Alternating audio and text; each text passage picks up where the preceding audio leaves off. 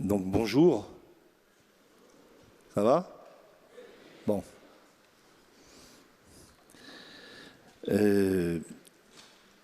Donc ce matin, d'abord je voudrais vous remercier de m'accorder, de pouvoir m'adresser à vous. Merci pour cette grâce de pouvoir vous rencontrer. Alors il m'a été demandé effectivement, comme il a été dit, de vous partager quelques réflexions à partir de l'affirmation. Alors je suppose qu'on la met sur la bouche de Jésus. Hein. N'aie pas peur, suis-moi. Alors en réalité, je voudrais répondre à la question. Alors je vais la formuler de plusieurs manières. C'est et après paraît, on fait quoi? Ça va, non? Ou alors maintenant, on fait quoi? Ou alors plus profondément et plus radicalement, c'est comment durer et grandir dans la vie avec le Christ. Donc c'est la question de la durée du temps. Vous savez, c'est la question fondamentale, surtout aujourd'hui où on est dans un monde qui vit dans l'immédiateté, toujours dans l'immédiat. Il y en a même, tout à l'heure je me suis permis de dire, on fait plusieurs vies dans sa vie. Ça m'énerve un peu. On a une vie, faite d'étapes, ça je vous l'accorde. Mais donc, au fond, comment suivre le Christ? Quels sont et comment durer dans le temps, dans cette suite du Seigneur? Ça va? Alors, en arrière-fond des petits propos modestes que je vais vous dire ce matin, je pense, j'ai une parole de l'Écriture dans la tête que vous connaissez bien, je pense. C'est le passage où Jésus dit à ses disciples, « Vous êtes le sel de la terre, vous êtes la lumière du monde. » Dans Saint Matthieu, chapitre 5, pour ceux qui veulent aller vérifier, « Vous êtes le sel de la terre, si le sel perd sa saveur, comment redeviendra-t-il du sel? Il ne sert plus à rien, on le jette dehors, il est foulé aux pieds par les hommes. Vous êtes la lumière du monde. Et une ville située sur les hauteurs ne peut être cachée. Quand on allume une lampe, ce n'est pas pour la mettre sous le boisseau, mais sur son support, et elle brille pour tous ceux qui sont dans la maison. Alors le Seigneur dit, vous êtes le sel de la terre. Il ne dit pas, vous devez devenir le sel de la terre. Il dit, vous l'êtes. C'est le seul fait d'appartenir au Christ et d'être son disciple. Nous sommes le sel de la terre.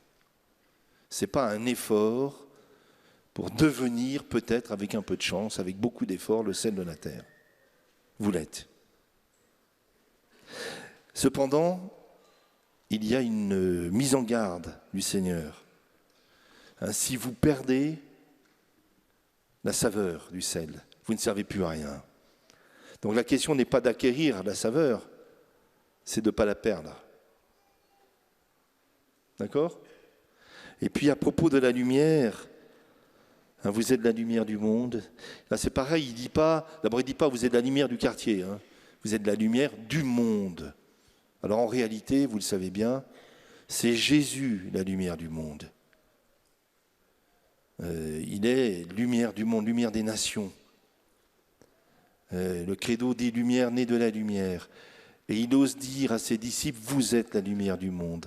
Donc le fait d'être disciples du Christ, nous sommes lumière du monde. Cependant, là encore, il y a une forme de mise en garde. C'est que la lumière ne s'éteigne pas. On n'allume pas une lampe pour la mettre sous le boisseau, mais sur le lampadaire pour qu'elle éclaire tous ceux qui sont dans la maison. Vous savez, si la foi n'est pas partagée, elle disparaît. Elle ne sert même plus à nous-mêmes. Pour vous dire les choses autrement, vous savez, la charité ou l'Esprit Saint ou la foi, ce n'est pas un produit à usage interne. C'est fait pour éclairer. Je pense à beaucoup de gens qui me disent « Ah, j'ai perdu la foi ». Ça me paraît toujours étrange. On ne perd pas la foi comme on perd son portefeuille. En réalité, si nous ne la partageons plus, elle ne sert même plus à nous-mêmes. Alors vous avez déjà quelques pistes, vous avez au moins 2, sur comment durer. Mais j'ai ce texte en arrière-fond. Alors permettez-moi de prendre une image, je ne sais pas si c'est une parabole, mais enfin une image. C'est cette histoire du jeune homme qui devient moine. Vous savez, il va dans un monastère, je ne dirais pas lequel, il est subjugué, c'est beau, les chants sont beaux, tout est beau, et il devient moine. Et les premiers mois, c'est super. Le père abbé est un saint. Les frères sont géniaux. Ils sont tous des saints. Tout est beau, la liturgie est belle, tout est beau. Et ça dure. Vous savez, vous pouvez l'appliquer au mariage aussi. Ou à la vie paroissiale. Ou à la communauté X, Y, Z. Alors au début, tout est beau. Alors ça dure. Pour quelques-uns, quelques mois, quelques-uns, dans le meilleur des cas, parce que Dieu est bon, quelques années. Mais au bout d'un certain temps, vous savez ce qui se passe ? C'est qu'au fond, avec le temps, le père abbé, vu de près, il n'est pas si saint que ça. Et puis le frère Arthur, qui raconte toujours la même histoire à Noël depuis 5 ans, commence à en avoir marre. Non ? Puis je ne vous raconte pas les toiles d'araignée qu'on trouvait sublimes dans la cellule, commencent à nous énerver. Alors je ne parle pas de l'organisation du monastère. D'accord ?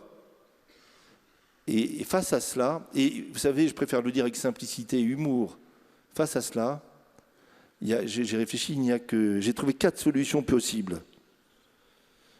3 qui ne sont pas les bonnes et une qui est sans doute la bonne, enfin j'espère. La première solution, c'est on est déçu et on s'en va. Et on s'en va tout triste. Pensez au jeune homme riche de l'Évangile. On dit « j'avais raison, ce truc-là, c'est nul ». Je le pressentais bien d'ailleurs. Et on s'en va. Ça arrive, jusqu'à quitter Dieu lui-même. L'autre solution, qui est l'une des plus communes, c'est, non, pas la plus commune, ça arrive, c'est je vais tout réformer. Ils sont tellement nuls, vous allez voir ce que vous allez voir, je vais tout changer. Et tout cela se produit toujours des aigreurs d'ailleurs. Vous savez, c'est ceux qui sont des réformateurs perpétuels, qui viennent vous expliquer continuellement, mais ce n'est pas vous, comment on devrait faire pour que ce soit mieux.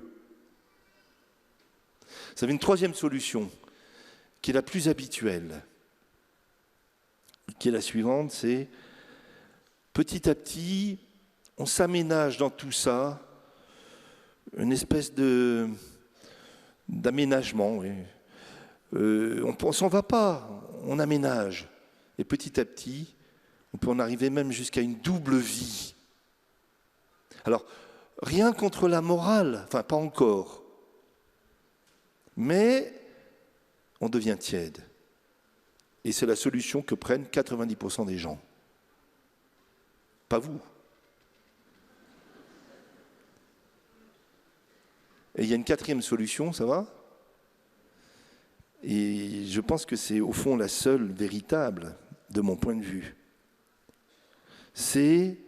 On est acculé à approfondir, à aller plus loin, plus profondément, et dans 2 dimensions. Dans notre attachement au Christ et dans la charité à l'égard de nos frères et sœurs.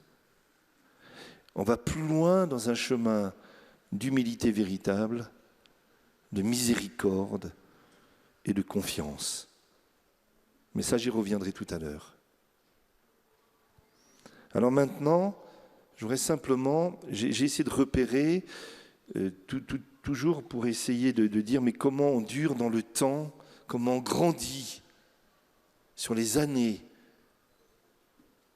à quelques points, que je vais essayer de développer un tout petit peu, quelques points incontournables pour chacun d'entre nous. Alors, certains que vous connaissez déjà, d'autres, je ne sais pas, enfin, on verra bien. Le premier point, c'est la question de notre union personnelle et vitale au sens de la vie avec le Christ. C'est où en sommes-nous? Comment grandir dans une vraie communion et union à la personne de Jésus? Vous savez, hors de moi, vous ne pouvez rien faire. Vous le savez, on peut très bien parler de Dieu. Vous savez, je me souviens d'un évêque qui est mort aujourd'hui, un très grand évêque, qui était le cardinal de Courtrai, que peut-être certains ont connu. Il était venu ici un jour à Paray, et c'était une fête de la Vierge Marie. Et puis il me dit, écoute bien ce que je vais dire dans l'homélie, ça est important. Et dans l'homélie, il a dit ceci. Vous savez, j'ai été un très bon professeur. Il était professeur de théologie, dont la spécialité, c'était la mariologie, donc l'étude de Marie. Et il dit, pendant des années, j'ai parlé de la Vierge Marie, dit-il, et je crois même que j'en ai bien parlé. Et un jour, je me suis aperçu que je ne lui parlais pas à elle. Vous savez, on peut parler de Dieu, on peut ergoter pas mal, hein, surtout les ecclésiastiques, je me mets dedans. La vraie question, c'est à un moment, est-ce que nous avons un vrai dialogue avec lui? Où en est notre union personnelle au Christ? Vous savez, je me permets de vous citer un passage d'un saint, un bienheureux, le père Brottier, ça vous dit quelque chose? Le refondateur ou cofondateur des orphelins d'Auteuil, entre autres, mais aussi missionnaire en Afrique. C'est lui qui a construit la cathédrale de Dakar. Il a passé la moitié de sa vie à chercher des sous, si ça peut vous rendre à l'aise. Non mais frère, il était très doué pour chercher des sous. Il était aumônier militaire pendant la guerre aussi. Il dit ceci: d'où vient que beaucoup d'œuvres sont fort bien organisées, produisent si peu de résultats. Des œuvres fort bien organisées, mais qui produisent si peu de résultats. Il dit, c'est l'essentiel de l'organisme qui manque. Il y a des mains, des pieds, une tête, plusieurs langues, ça oui, ça on parle, point de cœur. Et le cœur d'une œuvre, c'est ce qu'il lui il appelle la vie intérieure. Nous, on dirait la vie dans l'Esprit Saint, la vie d'union à Dieu.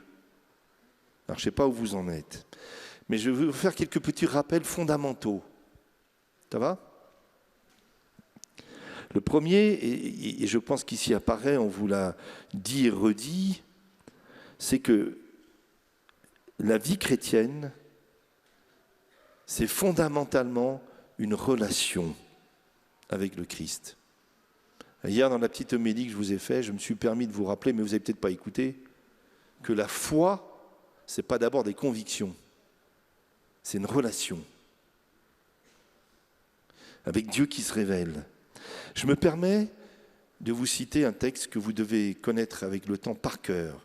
C'est tiré du pape François dans sa lettre sur la joie de l'Évangile, où il cite le pape Benoît. Alors c'est François qui cite Benoît. C'est intéressant. Et il dit ceci: je ne me lasserai jamais de répéter ces paroles de Benoît XVI qui conduisent au cœur de l'Évangile. À l'origine du fait d'être chrétien, il n'y a pas une décision éthique ou une grande idée, mais la rencontre avec un événement et avec une personne qui donne à la vie son nouvel horizon et par là son orientation décisive. Alors là, je continue, c'est le pape François qui commente.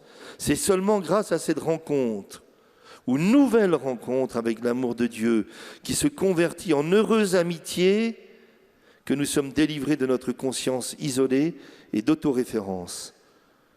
Nous parvenons à être pleinement humains quand nous sommes plus qu'humains, quand nous permettons à Dieu de nous conduire au-delà de nous-mêmes pour parvenir à notre plus grande, véritable identité. Alors je commande simplement. Il dit, voilà, la vie chrétienne, c'est une rencontre avec un événement.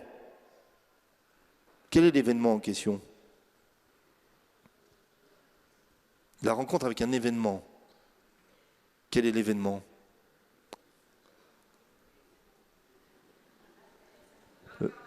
L'incarnation. C'est l'événement, en réalité, ça va, vous me suivez ou pas?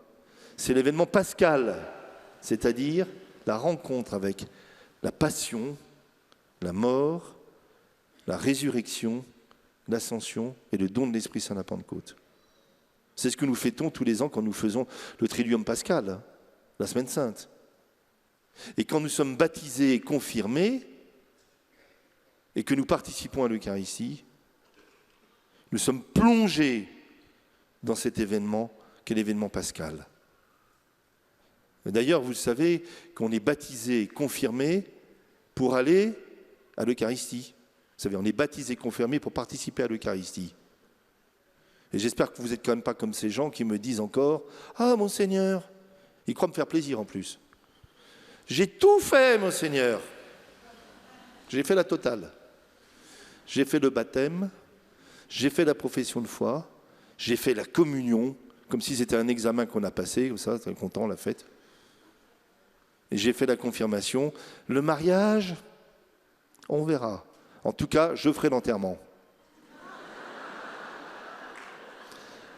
En fait, attendez, ils ont tout reçu, n'ont rien fait. Est-ce que nous avons pris la mesure de cet événement? Et à chaque fois que nous participons à la messe, c'est pour ça que vous savez, je suppose que c'est clair pour vous, mais je préfère dire les évidences. On me demande encore, Monseigneur, est-ce qu'il faut aller à la messe de dimanche?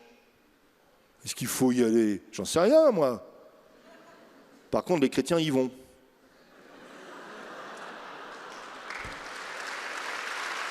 Non mais, attendez, vous savez, ça a des conséquences très concrètes. Très concrètes. Moi, depuis l'âge de 18 ans, j'ai organisé toutes mes vacances et toutes mes journées en fonction de l'heure de la messe. Faites ce que vous voulez. Alors, je continue. La rencontre avec cet événement pascal, vous y réfléchirez.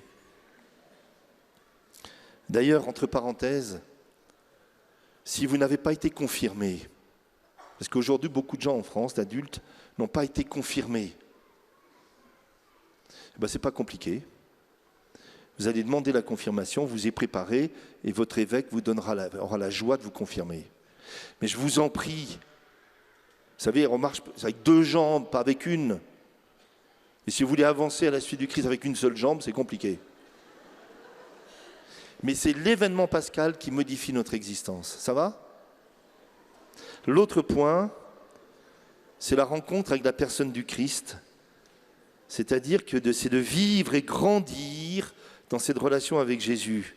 Bien sûr, cela touche, je ne vais pas trop en dire parce que je vais y passer la matinée, ça touche bien entendu à la prière personnelle, mais surtout au dialogue constant avec Jésus. Est-il le centre de ma vie?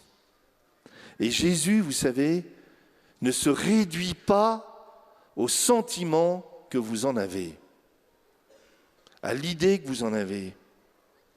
Et je le disais déjà hier, prenez les moyens de le connaître vraiment, en lisant l'Écriture. Et pas simplement, vous savez, on peut très bien réduire... je suis très frappé dans mon diocèse, excusez-moi pour les monceaux, mais le nombre de gens qui n'ont jamais lu un évangile en entier. Ils ont lu des bouts, mais ils n'ont jamais pris le temps Allez, je vous propose cet été, vous pouvez lire les 4 en continu, non? En entier. Pour apprendre à connaître le Christ, ne nous contentons pas uniquement d'un sentiment religieux qui monte et descend avec l'ambiance, et encore moins simplement du vague connaissance de ce qui nous reste de notre catéchisme de l'enfance pour ceux qui en ont eu un. Alors, où en êtes-vous, de votre prière? Et je pense à la prière personnelle. Vous savez, et pour cela, je suis désolé de vous rappeler des évidences, il y a la première étape pour cette vie de prière personnelle, et qui aujourd'hui reste une vraie difficulté. C'est la capacité à se taire, au silence. Ça va être une grosse question pour les générations qui viennent. Vous savez, on est toujours hors de soi. Toujours. Le nombre de gens qui ne peuvent pas vivre sans allumer la radio. Vous avez remarqué, non? La capacité à une forme d'intériorité. Il faut absolument que nous retrouvions le chemin de l'intériorité. Car une personne ne se construit que de l'intérieur vers l'extérieur. Et nous sommes aujourd'hui saturés de bruit, de paroles, on parle à tort et à travers, continuellement. Nous sommes agités et constamment agressés par des images. Donc il est urgent d'établir dans nos existences des espaces de silence. Nous sommes sinon emportés par l'engrenage de nos affaires, de nos soucis, et on n'arrive plus, ou plus exactement, nous cherchons comme à nous éviter nous-mêmes, parce qu'on ne sait pas quoi faire de soi. Alors, il nous faut parfois éteindre le téléphone. J'explique aux adolescents qu'on peut vivre sans portable. Mais peut-être il faut expliquer aux plus grands qu'on peut vivre sans ordinateur. Mais pour rentrer dans le silence, qui seul permet le dialogue avec Dieu, se taire, en fait vous le savez bien, se taire extérieurement ne suffit pas. On peut dire aucune parole et pourtant être agité intérieurement. Faire silence, c'est très profond. C'est trouver un ordre intérieur. C'est ne plus se préoccuper de ce que l'on représente, des apparences, de ce qu'on suppose que les gens pensent de nous. C'est fatigant.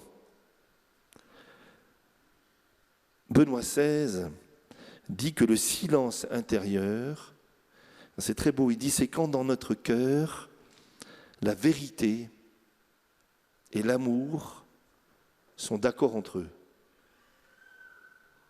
Ce qui fait l'intériorité, le silence intérieur, c'est quand petit à petit, nous sommes en vérité et qu'on sait qu'on est aimé.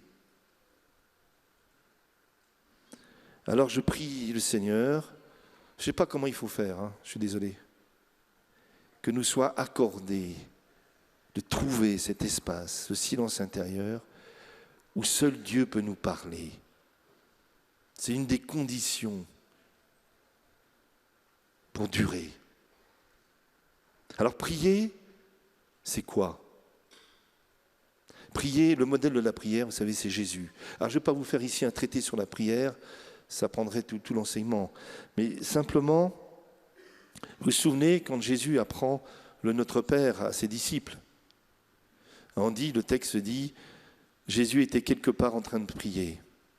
Et ses disciples attendent qu'il ait fini de prier. Ça veut dire qu'ils sont très impressionnés par la prière de Jésus. Moi, je me souviens les quelques fois où j'ai rencontré Jean-Paul II, je le voyais prier, j'avais envie de prier comme lui. Non? Alors imaginez Jésus, ils ont vu Jésus prier, et ils disent, mais apprends-nous à prier. Et quand Jésus leur apprend à prier, il leur dit, quand vous priez, dites, Père. Alors ce n'est pas simplement une formule. Nous récitons le Notre Père plusieurs fois par jour. Plus fondamentalement, prier, c'est entrer dans la relation avec Dieu qui est Père. C'est se situer comme fils et filles de Dieu, se recevoir dans la filiation divine, je ne vais pas trop en dire. Et la prière de Jésus, le cœur de sa prière, qu'est-ce que c'est ? C'est que ta volonté soit faite. Prier, c'est vouloir entrer dans la volonté de Dieu. Et la volonté de Dieu, vous savez ce que c'est ? Moi, je sais. Tout le monde, je vois plein de gens qui me disent, Père, qu'est-ce que Dieu veut de moi ? Qu'est-ce qu'il veut ? Mais qu'est-ce qu'il veut ? Mais c'est toujours qu'est-ce qu'il veut là, dans l'immédiat. Alors moi, je sais, je réponds souvent ce qu'il veut de moi. En tout cas, pour aujourd'hui et pour les 2 jours qui viennent, je sais ce que c'est. C'est marqué dans mon agenda. C'est mon devoir d'État. Mais plus fondamentalement, qu'est-ce que Dieu veut ? Il veut le salut du monde. Qu'aucun homme ne se perde. Et donc, prier, c'est entrer dans la charité même de Dieu et dans son amour pour l'humanité. Et de se laisser transformer. Vous savez, prier, ce n'est pas expliquer à Dieu ce qu'il devrait faire. Si on va prier pour expliquer au bon Dieu ce qu'il n'a pas compris, pour qu'il comprenne mieux. Prier, c'est exactement le contraire. Bon. L'objet fondamental de la prière, je continue ? En réalité, c'est de demander l'Esprit Saint. Vous vous souvenez ce passage aussi de l'Évangile qui dit « Cherchez, vous trouverez. Frappez, on vous ouvrira. Demandez, vous recevrez. Cherchez, vous trouverez. Frappez, on vous ouvrira. » Vous qui êtes mauvais, vous savez donner de bonnes choses à vos enfants, dit Jésus. S'il vous demande un œuf, vous n'allez pas lui donner un scorpion. Combien plus le Père du ciel donnera-t-il l'Esprit Saint à ceux qui lui demandent ? Alors quand vous ne savez pas quoi faire dans votre prière, demandez l'Esprit Saint. Priez l'Esprit Saint. Mais vous savez, c'est pas, excusez-moi, hein, c'est pas le nirvana là. C'est pas une espèce de recherche constante de soi et de sensation. Priez l'Esprit Saint, c'est aussi simple que viens, Esprit Saint, dans ma vie. Et comme dit, je crois que c'est Saint Cyril d'Alexandrie qui dit tout ce que touche l'Esprit Saint, il le transforme. Vous savez, j'ai en mémoire un petit événement qui m'avait beaucoup marqué il y a quelque temps. J'étais séminariste. J'avais 19 ans. Et alors, j'ai été reçu, comme d'autres, à la messe le matin. Jean-Paul II était très accessible. À la messe le matin, à 7h le matin, on était 7-8. Puis après, on a la messe, et après la messe, il nous reçoit, petit groupe, il nous salue. Puis à un moment, je ne me souviens plus comment c'est venu dans la conversation, le pape, Jean-Paul II, dit « Moi aussi, je prie l'Esprit Saint ». Puis alors, il sort de sa poche une petite image pieuse, vous savez, toute fripée, et il nous raconte ceci, il dit, voilà, quand j'étais adolescent, j'étais pas doué en mathématiques. Alors mon père m'a fait venir, il m'a offert cette prière, il m'a dit, Carole, tu diras la prière à l'Esprit Saint. Et j'entends encore le pape dire, et depuis, je l'ai dit tous les matins. Alors dans l'ascenseur, après en partant, en descendant pour l'ascenseur, moi je fonctionne comme ça, je me suis dit, je ne sais pas s'il est devenu bon en mathématiques. Mais je trouve que la prière a très bien fonctionné. Parce que, attendez. Prier l'Esprit Saint, il risque de vous conduire là où vous ne vous attendiez pas. Mais êtes-vous d'accord avec cela ? On y reviendra. Alors, en fait, il s'agit de suivre Jésus. Je ne m'attends pas sur la prière, ça va, l'union à Dieu. Où en êtes-vous ? L'autre point, c'est, donc il s'agit de suivre Jésus. Il ne suffit pas d'avoir, vous savez, rencontré le Christ, d'avoir fait l'expérience de son amour et de sa miséricorde. Ça ne suffit pas. Moi, je connais des tas de gens qui ont fait des expériences véritables, authentiques de l'amour de Dieu, et qui à un moment se sont perdus. Donc il ne suffit pas d'avoir été bouleversé authentiquement par l'amour de Dieu. Il y a un moment, il nous invite à marcher à sa suite. Bon, vous connaissez l'Écriture, hein. Il disait à tous, si quelqu'un veut venir à ma suite, qu'il renonce à lui-même, qu'il prenne sa croix et qu'il me suive. Si quelqu'un vient à moi sans me préférer à son père, sa mère, ses enfants, ses frères et sœurs, jusqu'à sa propre vie, il ne peut pas être mon disciple. D'ailleurs, à propos de cette phrase, je pense aux familles qui sont là. Comment comprendre ça ? Ça ne veut pas dire, parce que c'est même en contradiction avec ce que dit l'Écriture, quand le Seigneur dit « honore ton père et ta mère ». Puis avec tout ce que dit l'Église et l'Écriture sur la beauté de la vie familiale, enfin, on vous en a parlé pendant la session, j'imagine.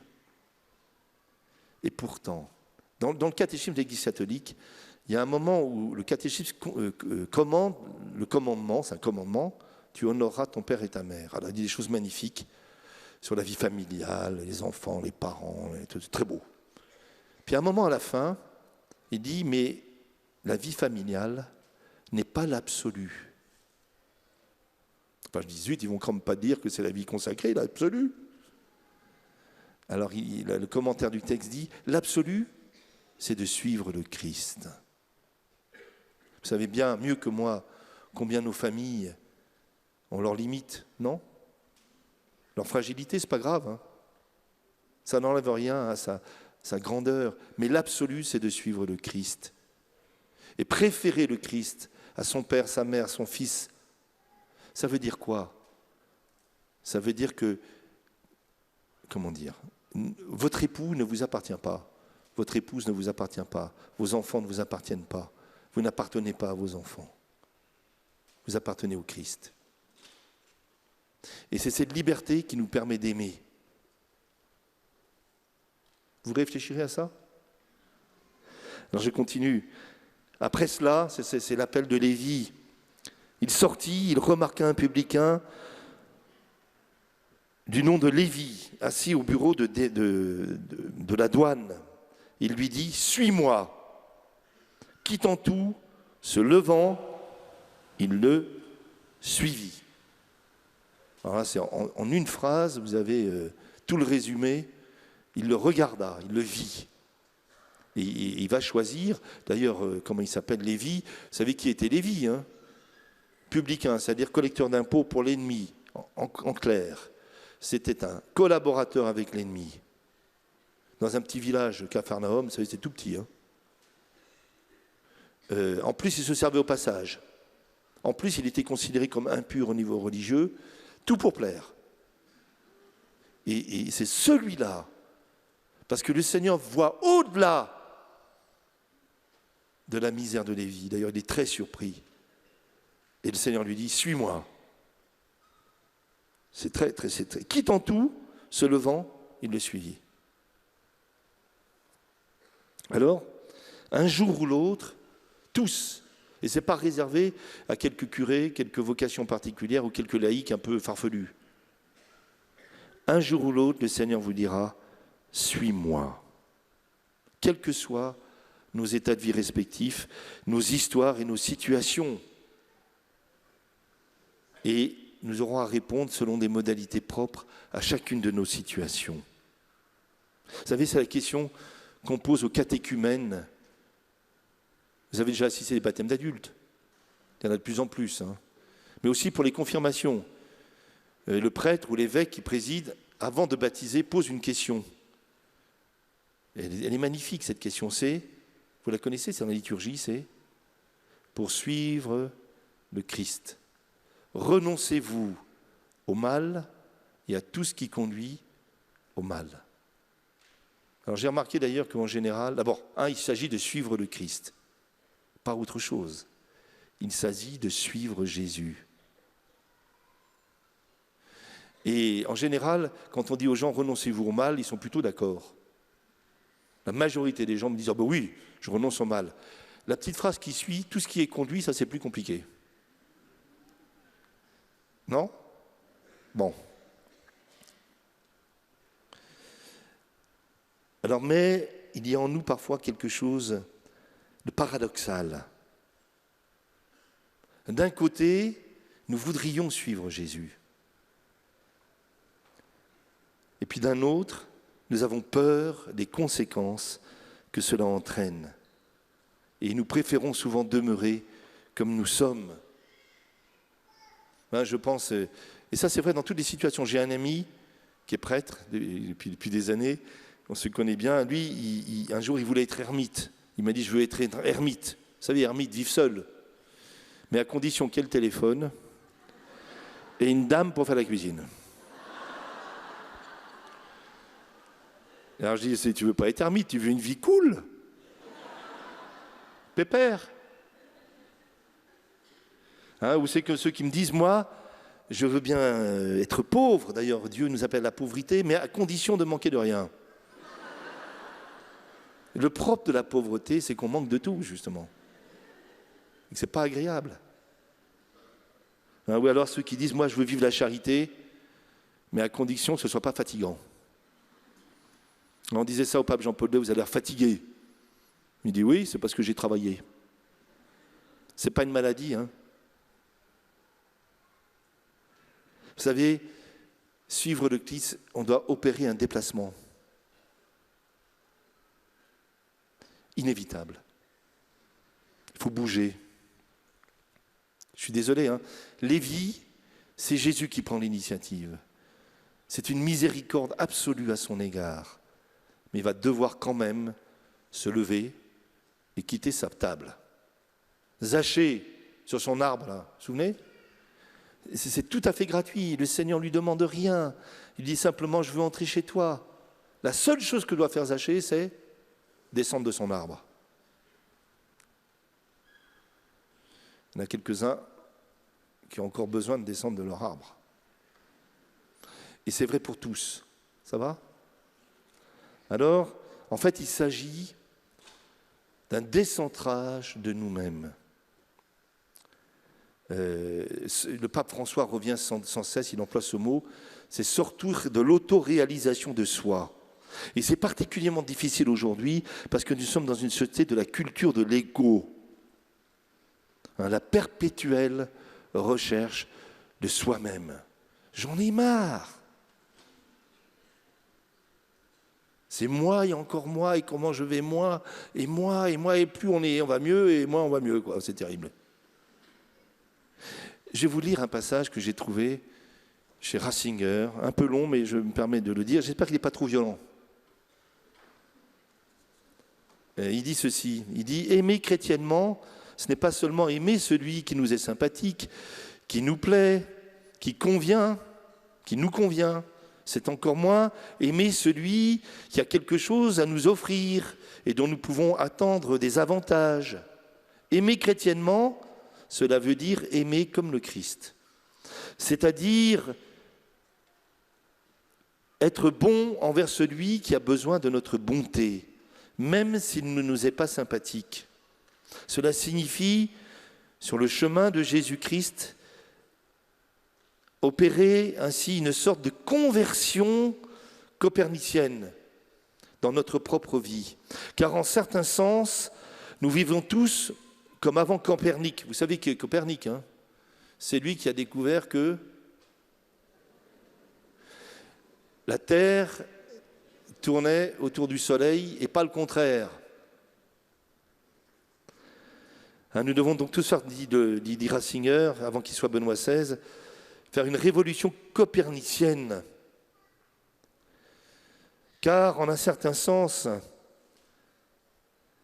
non seulement parce que nous croyons ce que nous voyons, que le soleil se lève et se couche et tourne autour de la Terre, mais au sens beaucoup plus profond. En effet, nous portons tous en nous cette illusion innée selon laquelle chacun se prend pour le centre du monde, autour duquel doivent tourner le monde et les hommes. Et nous devons tous découvrir que nous construisons et ne voyons les choses et les êtres qu'à partir du rapport avec notre propre moi.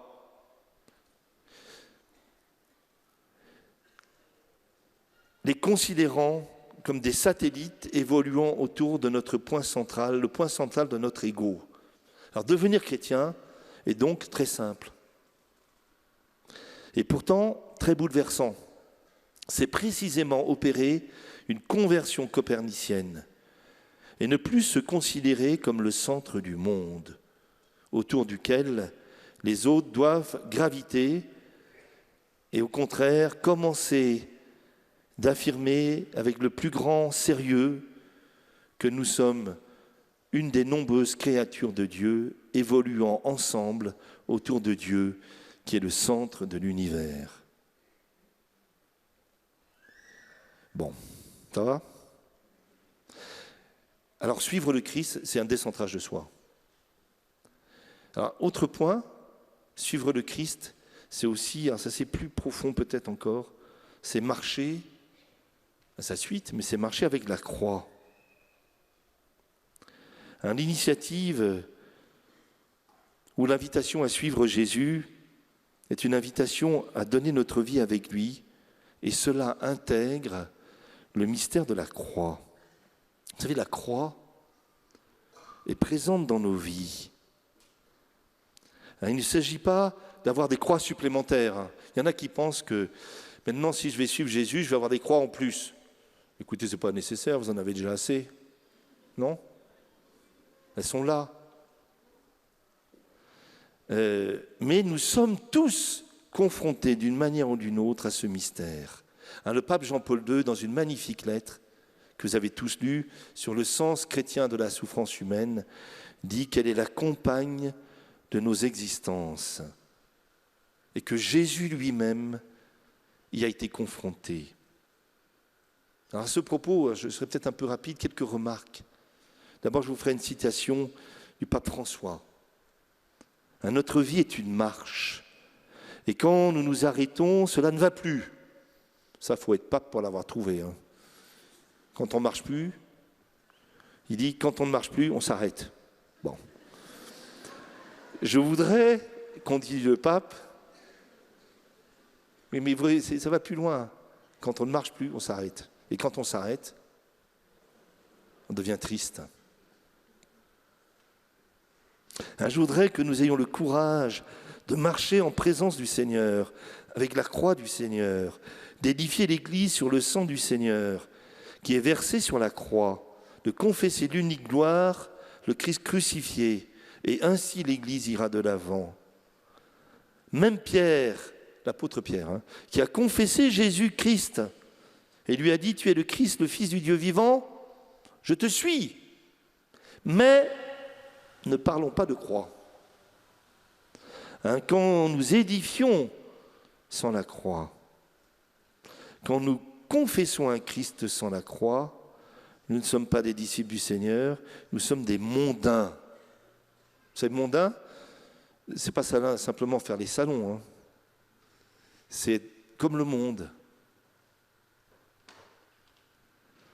Nous sommes des évêques, il parlait à des évêques, c'est pour moi ça. Nous sommes des prêtres, des cardinaux, des papes, je me permets d'ajouter des fidèles, mais pas des disciples du Christ. Alors qu'est-ce qui se passe sur la croix ? Vous savez, la croix, sur la croix de Jésus, la souffrance humaine atteint son sommet ultime. C'est le point ultime de la souffrance humaine. Et simultanément, au même moment, l'amour atteint aussi son point extrême. Il a aimé les siens qui étaient dans le monde, il les aima jusqu'au bout. Donc la souffrance a revêtu une dimension complètement nouvelle. Elle est entrée dans un ordre nouveau, elle a été liée à l'amour qui crée le bien en le tirant du mal. La croix du Christ est devenue une source d'où coulent les fleuves d'eau vive. Et Jésus nous invite, je ne sais pas comment le dire, c'est peut-être un peu trop rapide, à vivre nos souffrances avec lui et à participer avec lui au mystère de la rédemption du monde. Alors notre monde a une difficulté par rapport à cela. Ça ne veut pas dire, vous savez, je ne fais pas l'éloge de la souffrance. Moi, j'en veux pas de la souffrance. Elle est absurde, elle n'a aucun sens. Elle n'est pas acceptable. Mais Jésus la lie à l'amour. Là, il y a quelque chose à comprendre. C'est notre peuple a une difficulté à accepter la fragilité et la vulnérabilité. alors que le Seigneur, lui, a pris le chemin de la vulnérabilité, de la fragilité. Un enfant dépendant de ses parents, homme livré sur la croix. Par amour, il a pris ce chemin-là. Et il n'y a pas de... Enfin, il n'y a pas d'autre chemin. Enfin, toutes nos vies, pardon, je ne sais pas comment le dire, vous comprenez, sont confrontées à ces questions. Et dans chaque, ça ne veut pas dire que Dieu ne peut pas nous guérir, qu'il ne peut pas nous délivrer. Il le fait. Mais il restera toujours un mystère. Et tout disciple du Christ a quelque chose de ce mystère à vivre. Pour devenir, comme le Christ, source féconde pour l'humanité. Vous savez, cela pose aussi la question du succès et de l'échec. Vous savez, nous sommes aujourd'hui dans l'idéologie du succès. Un succès qui se mesure par le nombre et par la brillance. Vous savez, tout ce qui brille n'est pas de l'or, hein. Même pas dans le monde catho. Vous savez, alors que Dieu, lui, cherche la fécondité. Je me permets de vous rappeler la vie du Seigneur. Vous savez, la vie du Seigneur Jésus, c'est 30 ans de vie cachée. Déjà, à ce moment-là, il sauvait le monde, hein. C'est une vie ordinaire, il se lève le matin, il fait son boulot, il est avec les gens, chez lui, sa famille. 30 ans de vie cachée. 3 ans de vie publique. Alors sur les 3 ans de vie publique, première année, ça marche bien. Succès. Les foules viennent à lui, c'est super, on veut en faire un président de la République. Entre parenthèses, ça fait longtemps que j'ai compris que le président de la République n'était pas le sauveur du monde, hein. Non, mais ne nous trompons pas de combat. Hein, la première année, succès. La deuxième année, polémique. Hein, jusqu'au point, il va dire à ses disciples, alors vous aussi, vous voulez partir? Ce qui obligera l'apôtre Pierre à aller plus loin quand il dira, qu'irions-nous, tu allais, parole de la vie éternelle. Puis la troisième année, vous savez comment ça se termine? Non? À quel moment la charité est à son extrême? À quel moment l'histoire de l'humanité bascule? À quel moment le salut nous est accordé et la miséricorde?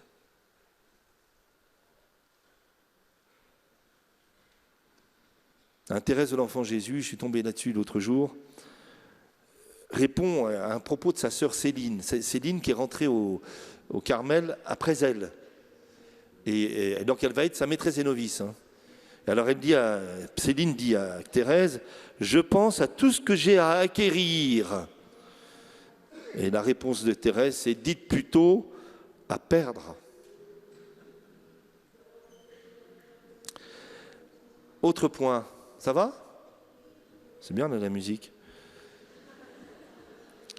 L'autre point, je ne sais pas comment vous le dire de manière brève, c'est la découverte à un moment de notre misère. Nous arrivons là à un point crucial, le point sans doute le plus important de notre vie. Tout ça est très bien, mais à un moment, je ne sais pas pour vous, on découvre, douloureusement parfois, que nous ne sommes pas mieux que les autres. Vous savez, vous n'êtes pas mieux que les autres, moi non plus d'ailleurs. Qu'au fond, nous voudrions être saints, mais nous n'y arrivons pas. Je ne sais pas comment vous dire ça. Pierre Goursat, fondateur de la communauté d'Emmanuel, qui est à l'origine des sessions. Hein. Si vous êtes là, c'est à cause de cet homme que j'ai côtoyé longuement quand j'étais plus jeune.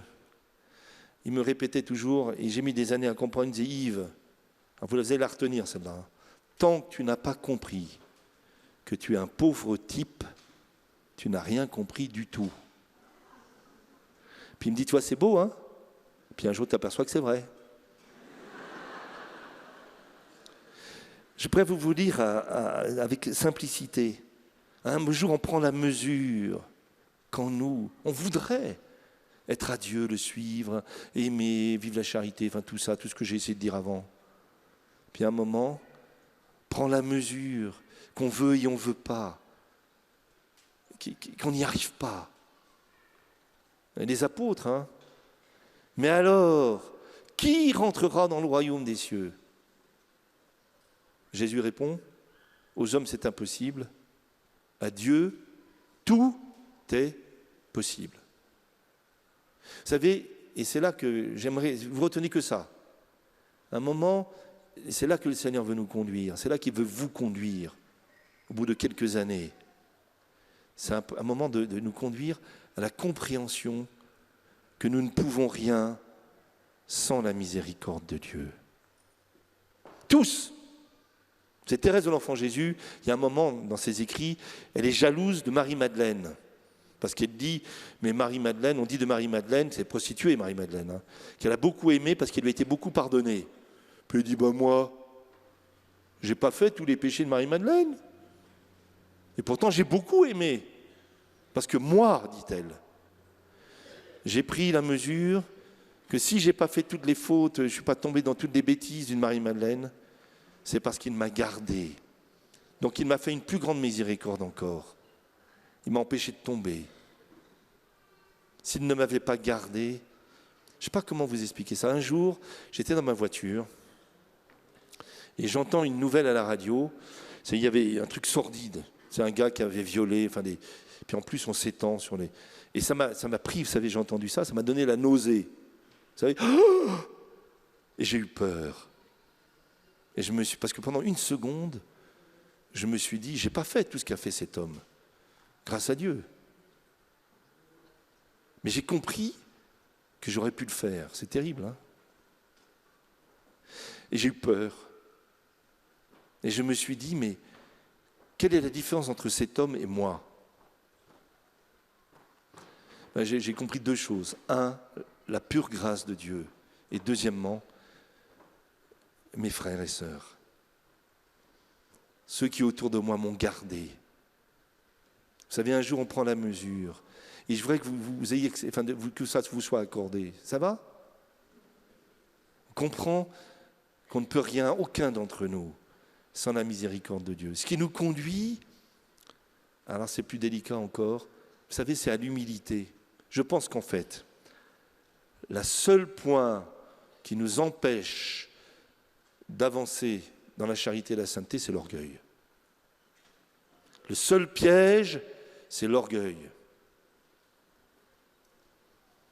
Et vous savez, le propre de l'orgueil, c'est que ça pousse même sur l'humilité. Vous savez, c'est ce moine qui rêvait tous les soirs d'être canonisé pour sa grande humilité.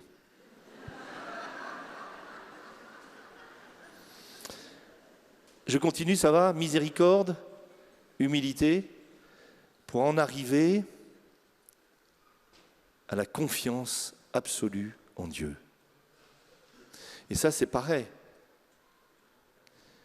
Comment dire? Et la confiance qu'il peut faire, même avec moi et avec vous, son œuvre. Alors, il y aurait beaucoup de choses à dire sur l'humilité. Je vous cite Claude la Colombière. À croire que vous n'avez jamais entendu parler de la miséricorde de Dieu, qu'est-ce qui rend plus grande gloire à Dieu? Une âme vertueuse qui a confiance en lui ou une âme pécheresse comme vous qui a quand même confiance en lui? Ne craignez ni les difficultés d'une vie, ni votre humeur, ni vos mauvaises habitudes. Cela pourrait faire peur à une âme que Dieu aimerait médiocrement. Mais abandonnez-vous seulement à lui, il vous aura bientôt aplani les montagnes qui vous effrayaient.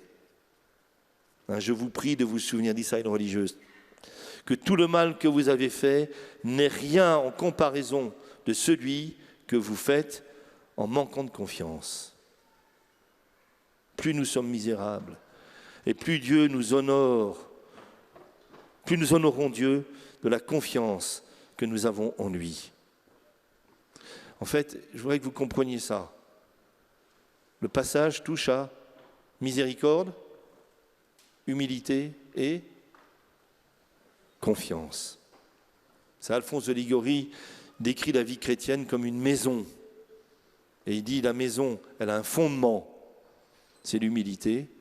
Elle a un toit, c'est la confiance. Et moi, j'ose ajouter, permettez-moi à Philippe, à Alphonse de Ligorie, que le corps de la maison, c'est la miséricorde.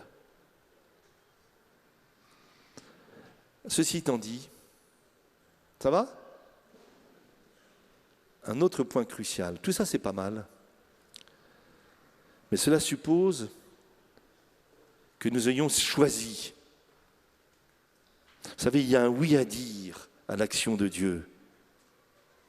Dieu vient susciter notre liberté. Il peut nous bouleverser, il peut nous secouer, mais jamais il ne substituera à notre liberté. Hein, vous savez, j'ai remarqué que beaucoup de gens, en fait, n'ont pas vraiment choisi. Ils se laissent porter par les vagues. Quand ça monte, ils montent. Quand ça descend, ils descendent. Quand le curé est super, ils sont chrétiens. Quand le curé est compliqué, on n'est plus chrétien. Quand mes voisins sont bons, je suis chrétien. Quand ils sont insupportables, je ne suis plus chrétien. Non mais écoutez, vous savez, vous ne pouvez pas prendre prétexte du péché de vos voisins pour excuser les vôtres d'abord. Puis quand on va arriver au ciel, le Seigneur ne va pas nous demander ce que je pense de mon évêque, du curé machin, de sœur Germaine, de madame Schmoll. Il va simplement demander, ah oui d'ailleurs, qu'est-ce qu'il va vous demander ? Ouais. Mais j'ai mis des années à comprendre. Moi, je pensais pendant des années qu'il m'allait me demander, est-ce que tu m'aimes ? Je pensais qu'il allait me demander ça, moi, quand j'allais arriver. Et, Yves, est-ce que tu m'aimes ? Puis j'aurais dit au Seigneur, j'ai essayé un peu quand même. En fait, c'est pas du ça qu'il va me demander. Il va me demander, est-ce que je peux t'aimer ? C'est plus compliqué. Ça suppose d'être pauvre. En fait, nous le sommes. Dieu aime les pauvres. Il appelle les pauvres. Ça va ? Mais il y a un oui à donner. Je me permets de vous citer... Ouais. Je vais vous la citer un peu violente aussi. Mais c'est d'un certain jésuite, qui s'appelle le père de Guibert. Il dit « Aimer Dieu, le louer, se fatiguer, se tuer même à son service, autant de choses qui attirent les âmes religieuses et généreuses. Mais mourir totalement à soi-même, obscurément, dans le silence, se détacher, se laisser dépendre à fond de tout par la grâce de Dieu, se laisser détacher de tout ce qui n'est pas pure volonté de Dieu. Voilà l'holocauste secret devant lequel reculent la plupart des âmes. Le point exact où leur cheminement bifurque entre une vie fervente et une vie de sainteté. Vous savez, Thérèse de l'Enfant Jésus dit que, elle dit ça à l'abbé, un de ses prêtres avec qui il était en relation là, écrite, il dit: le plus grand honneur que Dieu puisse faire à quelqu'un, c'est pas de lui donner beaucoup, c'est de lui demander beaucoup. Mais ce qui est génial, c'est ce que Dieu nous demande, il le fait. Vous savez, le modèle, c'est la Vierge Marie. C'est quand l'ange vient visiter la Vierge Marie, vous vous souvenez, elle dit donc tu seras la mère du Sauveur. La petite Vierge Marie, qui est loin d'être idiote, dit mais c'est pas possible. Je ne connais point d'homme. Et de fait, c'est pas possible. Hein. Vous pouvez prendre la chose dans tous les sens. Elle ne peut pas être maman. Hein. Alors que répond Marie ? Elle dit c'est pas possible. Alors que répond l'ange ? Il dit l'Esprit Saint te couvrira de son ombre et l'enfant qui naîtra sera appelé fils de Dieu. Enfin voilà. Que répond la Vierge Marie ? Que tout se passe comme tu l'as dit.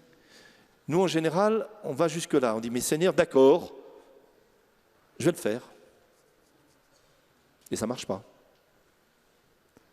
C'est pas de dire au Seigneur, d'accord, on va s'y mettre. C'est d'accord, Seigneur, fais-le. Ça va? Alors,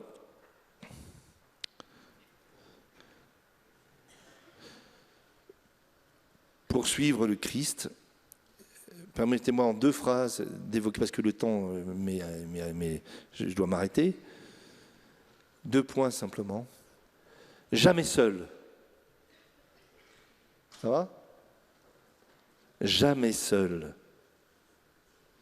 Vous savez pourquoi? 1. Parce que Dieu est Trinité. Que Dieu est communauté dans son mystère même. Notre Dieu est relation par nature. Et donc un chrétien, ce chemin ne peut jamais être seul. Autrement dit, mon Jésus et moi, ça ne marche pas. C'est mon Jésus, mes frères et moi. Ça va? Alors mes frères, vous savez, ils ont plein de défauts, mes frères. Hein.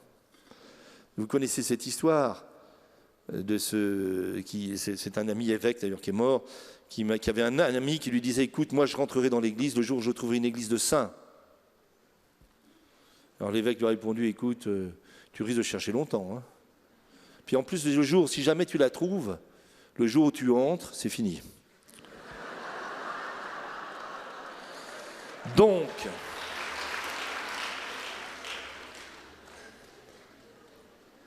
le Seigneur nous demande simplement d'être ensemble. Ça va? Et vous savez, et les frères, ça protège de l'orgueil et du désespoir. Et puis, je vous invite, c'est renonçons, c'est jamais seul, hein, à toute médisance, jugement, critique, susceptibilité mal placée. J'en peux plus, moi. La plus grande épreuve d'un évêque, c'est ça. C'est oui, mais madame machin, puis alors les conversations de table, et puis alors machin, puis les trucs, et puis alors c'est stérilisant. Ça stérilise tout. Donc c'est fini. Ça va? Le dernier point, et je l'ai évoqué quand je vous en ai parlé au début de mon introduction, c'est qu'on ne peut pas durer dans la vie chrétienne si on n'est pas témoin de l'amour de Dieu. C'est-à-dire que la foi ne grandit que quand on la partage. C'est comme le feu.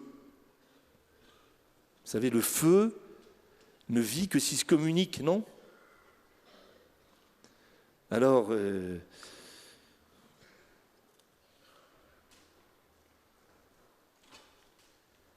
deux propos et je m'arrête. Je voudrais simplement vous situer à propos justement de ce témoignage. Un passage de Paul VI. C'est le pape Paul VI. Dans sa lettre sur l'évangélisation en 1975, il dit « Il ne serait pas inutile que chaque chrétien, que chaque évangélisateur approfondisse dans la prière cette pensée. Les hommes pourront être sauvés par d'autres chemins grâce à la miséricorde de Dieu, même si nous ne leur annonçons pas l'Évangile. Mais nous, pouvons-nous nous sauver si par négligence, par peur, par honte, ce que saint Paul appelle rougir de l'Évangile, ou par suite d'idées fausses, nous omettions de l'annoncer. Retenez simplement que la foi grandit quand on la communique.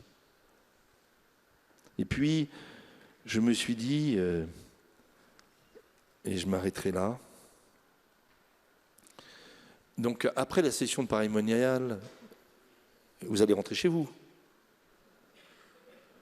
Qu'est-ce que vous allez faire? Surtout vos amis, là, vos voisins, la boulangère du coin, les gens autour de vous vont dire « Alors, vous avez passé un bon été? Vous avez eu des bonnes vacances ?» Vous allez leur répondre quoi? « Ah ouais, c'était pas mal. » Alors, vous avez été où en vacances? Vous allez répondre quoi? En Bourgogne?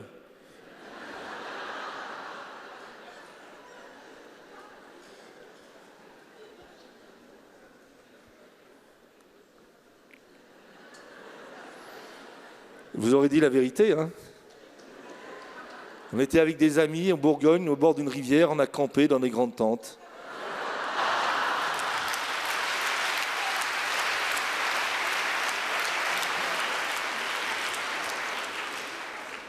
Cherchez l'erreur.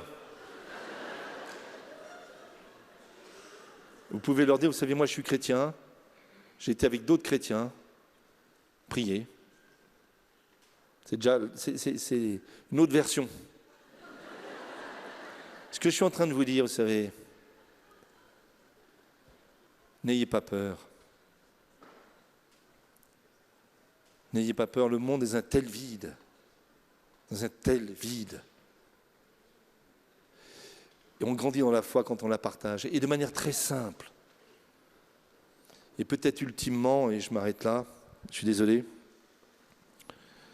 Vous savez, on n'allume pas des bougies en leur parlant.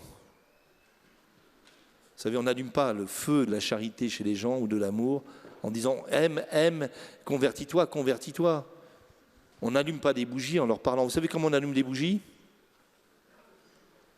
En craquant une allumette. L'allumette, c'est vous. Ça va? Bon. Ne vous compliquez pas trop l'existence, s'il vous plaît. Merci.